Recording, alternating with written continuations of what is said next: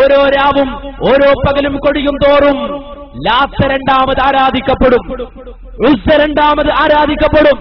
എന്റെ മാന്യ മുസ്ലിം സഹോദരങ്ങളെ, ഓരോ മുസ്ലിമും നെഞ്ചത്ത് കൈവച്ചുകൊണ്ട് മനസ്സിലാക്കേണ്ട പ്രവാചകന്റെ വാചകമാണിത്. ലാ യദ്ഹബുൽ ലൈലു വന്നഹാർ, രാവും പകലും പോവുകയില്ല, നീങ്ങുകയില്ല. ഹത്താ തുഅബദൽ ലാത്ത് വൽ ഉസ്സ, ലാത്തയെയും ഉസ്സയെയും രണ്ടാമത് ആരാധിക്കപ്പെടുന്നത് വരെ. മക്കം ഫതഹിന്റെ ദിവസം വിശുദ്ധമായ കഅബാലയത്തിന്റെ അകത്തളങ്ങളിൽ നിന്ന് പെടലിക്ക് പിടിച്ച് പുറത്തേക്കെറിഞ്ഞ് ജാഅൽ ഹഖ് വദഹഖൽ ബാത്തിൽ ഇന്നൽ ബാത്തില കാന സഹൂഖ എന്ന് പ്രഖ്യാപിച്ചുകൊണ്ട് പ്രവാചകൻ അടിച്ചു തകർത്ത ലാത്ത, ആ ലാത്ത ഇവിടെ രണ്ടാമത് ആരാധിക്കപ്പെടുമെന്ന് മുഹമ്മദുർ റസൂലുള്ളാഹി സ്വല്ലല്ലാഹു അലൈഹി വസല്ലമ പറഞ്ഞുവെങ്കിൽ ആ ഒരു അവസ്ഥയിലേക്ക് മുസ്ലിം സമുദായം പോയിക്കൊണ്ടിരിക്കുകയാണ്. ആരാണ് മുസ്ലിം സമൂഹത്തെ അങ്ങനെ കൊണ്ടുപോകുന്നത്? മറ്റാരുമല്ല, ഈ സമൂഹത്തിലെ മലഉകൾ, ഈ സമൂഹത്തിലെ നേതാക്കന്മാർ, ഈ സമൂഹത്തെ നേർവഴിക്ക് നയിക്കേണ്ട നായകന്മാർ. ആ നായകന്മാർ തന്നെ ഈ ലാത്തയെ ആരാധിക്കുന്ന അവസ്ഥയിലേക്ക്, ഉസ്സയെ ആരാധിക്കുന്ന അവസ്ഥയിലേക്ക്, അള്ളാഹുവിന് പുറമെയുള്ള പടപ്പുകളെ ആരാധിക്കുന്ന അവസ്ഥയിലേക്ക് മുസ്ലിം സമൂഹത്തെ കൈപിടിച്ചു കൊണ്ടുപോകുന്ന ഏറ്റവും വേദനാജനകമായ കാഴ്ചയാണ് നമുക്ക് കാണാൻ കഴിയുന്നത്. ഇതൊരു ആരോപണം ഉന്നയിക്കുകയല്ല, ഒരാളെ കുറ്റപ്പെടുത്തുവാൻ വേണ്ടി പറയുന്നതല്ല, നേരെ മറിച്ച് വ്യക്തമായി നമുക്കത് കാണാൻ കഴിയുന്നു. ഒരു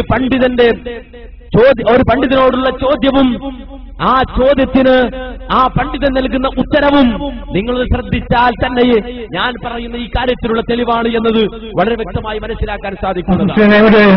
ഒരു കാര്യം കൂടി പറയാനുണ്ട്. ലാത്ത മുസ്ലിം അല്ലാത്തത് കൊണ്ടാണ്, അഥവാ ഔലിയാക്കളിൽ സ്വാലിഹീങ്ങളിൽ പെട്ടതല്ലാത്ത ആളല്ലാത്തത് കൊണ്ടാണ് അദ്ദേഹത്തിനോട് ചോദിക്കാൻ പാടില്ല എന്നാണ് താങ്കളുടെ അഭിപ്രായം. സൂറത്ത് നജ്മിന്റെ വിശദീകരണമായി ഫത്ഹുൽ ബാരിയിൽ ഇബ്നു ഹജർ അസ്കലാനി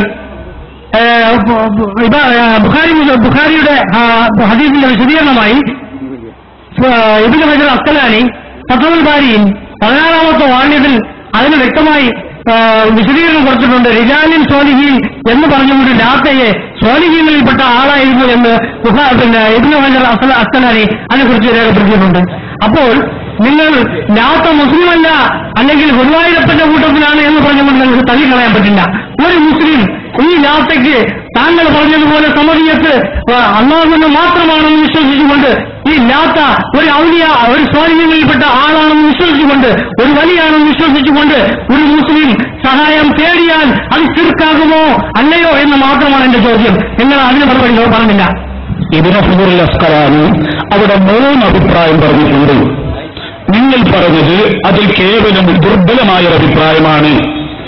അഥവാ 3 അഭിപ്രായം ഇങ്ങനെ അഭിപ്രായങ്ങൾ ഉണ്ട് എന്ന് പറഞ്ഞ അഭിപ്രായങ്ങൾ. ഒന്ന്, വിഗ്രഹത്തിന്റെ പേരാണ് അസ്നാമി, വിഗ്രഹങ്ങളുടെ പേരാകുന്നു എന്ന് ഫത്ഹുൽ ബാരിയിലുണ്ട്. പിന്നെ പറഞ്ഞൊരു കാര്യമാണ്, ഇങ്ങനെ കുറെ നല്ലവരാകുന്ന സാലിഹ്യങ്ങളുണ്ട്, ആ സാലിഹ്യങ്ങളുടെ പേരും ആണെന്ന് അഭിപ്രായമുണ്ട് എന്നാണ് ഫത്ഹുൽ ബാരിയിലുള്ളത്. ആയിക്കോട്ടെ, അഭിപ്രായം എടുക്കുകയാണെങ്കിൽ ഫത്ഹുൽ ബാരിയിൽ പറഞ്ഞ ഔലിയാക്കന്മാരുടെ പേരാണ് എന്ന അഭിപ്രായം എടുക്കുകയും അങ്ങനൊരു വലിയുണ്ടെന്ന് ഞാൻ ഉറച്ചു വിശ്വസിക്കുകയും ആ വലി എന്ന നിലയിൽ അല്ലാഹു സുബ്ഹാനഹു വ തആല അദ്ദേഹത്തിന് സഹായിക്കുവാൻ കഴിവ് കൊടുത്തുണ്ടെന്ന വിശ്വാസത്തോടെ ബഹുമാനപ്പെട്ട ലാത്ത എന്ന മഹാനായ വലിയെ എന്നെ സഹായിക്കണമേ എന്ന് എനിക്ക് ഇസ്തിഗാസ് ചെയ്യുന്നത് കൊണ്ട് വിരോധമില്ല. അത് ചെയ്യൽ അനുവദനീയമാണ്. ആ വിശ്വാസപ്രകാരം ചെയ്യുന്നത് കൊണ്ട് വിരോധമില്ല. ഇതുപോലെ ഇവിടുത്തെ ക്രിസ്ത്യാനികൾ ഈസാ നബി അലൈഹിസ്സലാമിനെ ആരാധിക്കുന്നു. ഇവിടുത്തെ മുസ്ലിമീങ്ങളായ നാം ഈസാ നബിയുടെ പേര് കേൾക്കുമ്പോൾ അലൈഹിസ്സലാം എന്ന് പറയുന്നു. ഞാൻ ഈസാ നബിയോട് സഹായം ചോദിക്കുന്നു. ഓ ഈസാ നബിയെ, നബിയുല്ലാഹി ഈസാ, യാ നബിയുല്ലാഹി ഈസാ, ഓ ഈസാ നബി അലൈഹിസ്സലാമാകുന്ന അല്ലാഹുവിന്റെ പ്രവാചകരെ എന്നെ സഹായിക്കണമേ എന്ന് ഞാൻ സഹായം ചോദിച്ചാൽ അതെനിക്ക് ധർമ്മമുള്ളതാണ്, അതെനിക്ക് ബാധ്യതയുള്ളതാണ്. ആ ചോദ്യം കൊണ്ട് ഞാൻ കുഫറാകുന്നില്ല, ഞാൻ ശിർക്കാകുന്നില്ല. ഞാൻ 1-ാം നമ്പർ ഇസ്തിഗാസയും ഇസ്തിആനത്തുമായി നടത്തിയത് ബഹുമാനപ്പെട്ട ഈസാ നബി അലൈഹിസ്സലാം എന്നെ സഹായിക്കുമെന്ന് ഞാൻ ഉറച്ചു വിശ്വസിക്കുന്നു. നേരെ മറിച്ച് സഹോദര മതസ്ഥരായ ആളുകൾ ഈസാ നബി അലൈഹിസ്സലാമിനെ കർത്താവ് ദൈവമായ യേശു എന്നും ദൈവപുത്രനായ യേശു എന്നും വിശ്വസിക്കുന്നു.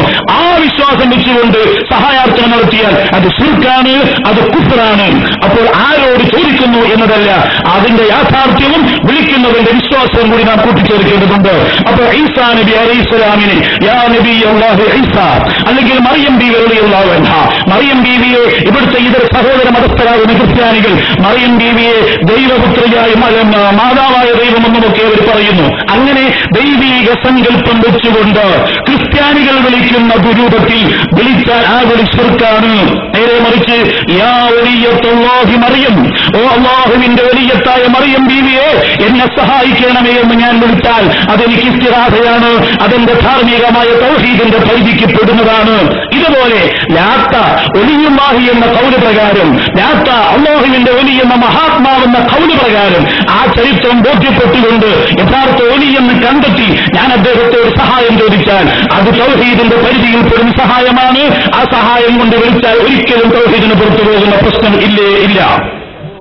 വളരെ നിസ്സാരമായൊരു പ്രശ്നത്തിലാണ് മുഹമ്മദ് നബി സല്ലല്ലാഹു അലൈഹി വസല്ലം പ്രശ്നം ഉണ്ടാക്കിയത്. അബൂജഹൽ ലാത്തയെ വിളിച്ചു.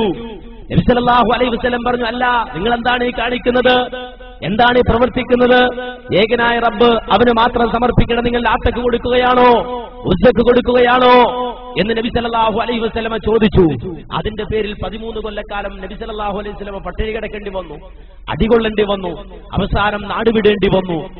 ബദറുണ്ടായി, ഉഹുദുണ്ടായി, ഖന്തഖുണ്ടായി, ഹുനൈനുണ്ടായി, ഖൈബറുണ്ടായി, അങ്ങനെ പല പ്രശ്നങ്ങളുണ്ടായി. യഥാർത്ഥത്തിൽ നബി സല്ലല്ലാഹു അലൈഹി വസല്ലം എത്ര ചെയ്യേണ്ടിയിരുന്നുള്ളൂ? നിങ്ങൾ ലാത്തയെന്ന് വിളിച്ചോ പ്രശ്നമില്ല, ഉസ്സയെന്ന് വിളിച്ചോ പ്രശ്നമില്ല, ഇബ്രാഹിം നബിയെ വിളിച്ചോ പ്രശ്നമില്ല, ഇസ്മായിൽ നബി വിളിച്ചോ പ്രശ്നമില്ല. പക്ഷെ അള്ളാഹു കൊടുത്ത കഴിവാണെന്ന് വിചാരിച്ചാൽ മതി. ഇവരാരും അള്ളയല്ലെന്ന് വിചാരിച്ചാൽ മതി. അള്ളയല്ല എന്ന് വിചാരിച്ച് നിങ്ങൾ ലാത്തയെ വിളിച്ചോ, ഉസ്സയെ വിളിച്ചോ, ഹുബലാലെ വിളിച്ചോ, അള്ളാഹുവായി ഒരാളുണ്ട് എന്ന് മനസ്സിലാക്കിയാൽ മതി എന്ന് മഹാനായ മുഹമ്മദ് നബി സല്ലല്ലാഹു അലൈഹി വസല്ലം പറഞ്ഞാൽ മതിയായിരുന്നു.